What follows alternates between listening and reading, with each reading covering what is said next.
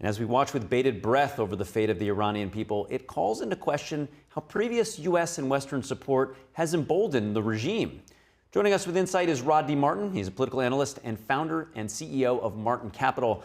Good to see you, Rod. Thanks for joining. In this interconnected world of the commodity economy, U.S. economic support or sanctions can really make or break a country. How has U.S. support at times bolstered the Iranian regime over the course of its reign?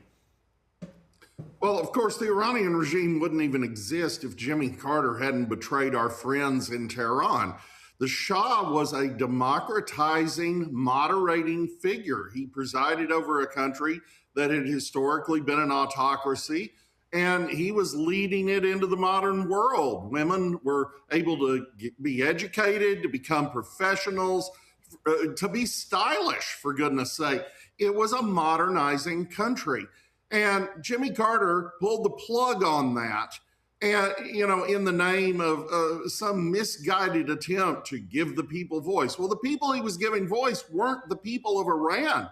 They were a handful of mullahs and their theocratic, totalitarian thugs who came into power. And it couldn't have happened apart from the United States doing what it did. And then since then, you've seen subsequent Democrat regimes do the same thing here over and over, culminating, of course, in Barack Obama literally sending $400 million in unmarked $100 bills on pallets of cash in an airplane in the middle of the night.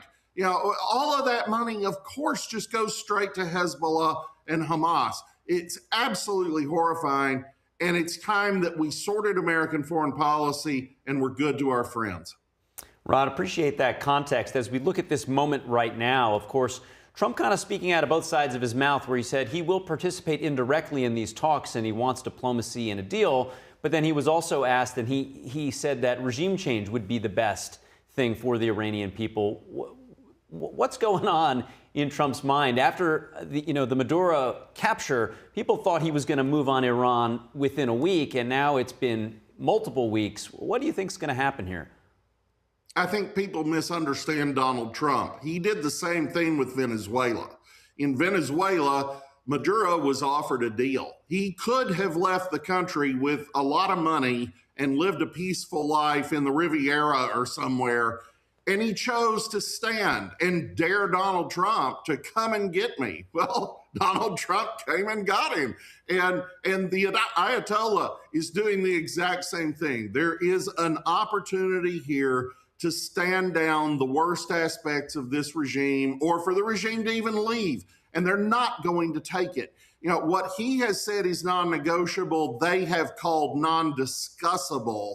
They're not going to budge. So what's really happening here is the president is showing the world that he's been reasonable. He's done everything he can for a peaceful solution. And when that inevitably fails, he has put more firepower in the Persian Gulf than anybody can remember. And this regime is going to fall. Now, some pundits are warning that Iran has exponentially more capabilities and potentially, kill switches, etc., presenting much more risk than what Maduro had. Can you elaborate on some of the risks there? I think the risks are overblown. This regime consistently claims capabilities it lacks, and we saw that in the 12-day war. That was going to result in the certain annihilation of Israel and all the American U.S. bases in region and so forth. And it was so pathetic. In fact, you'll recall at one point, they fired 300 ballistic missiles at Israel, and Israel and the United States shot down all but one of them. I mean, that's just absurd. And then after we attacked Fordo, after we attacked Isfahan, they blustered about how they were going to attack our base in Qatar. And they actually warned the president in advance so he could get our people out of the way. And we shot down the missiles they launched at Qatar. So, they're a paper tiger. The president knows it. This is coming to an end. And Rod, in our last minute, I do want to pivot over because you started with a very eloquent description of how U.S.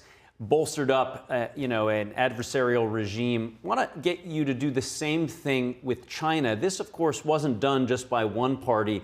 This started back in Bush Sr., Bush Jr., as well as, of course, during Clinton's time, admission into the World Trade Organization. But how has the U.S. economically bolstered the authoritarian Chinese regime?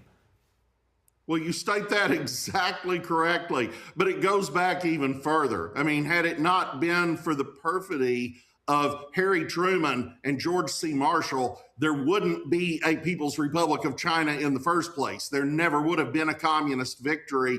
And so we have been enabling their rise literally from the first.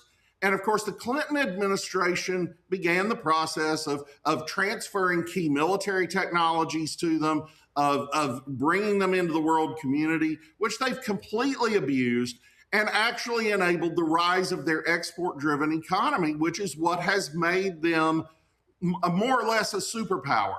That's completely absurd.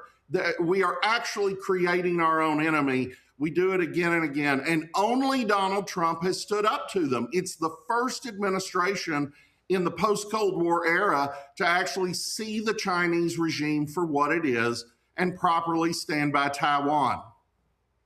Rod D. Martin, so great to get your insights. Thanks for joining. Thank you.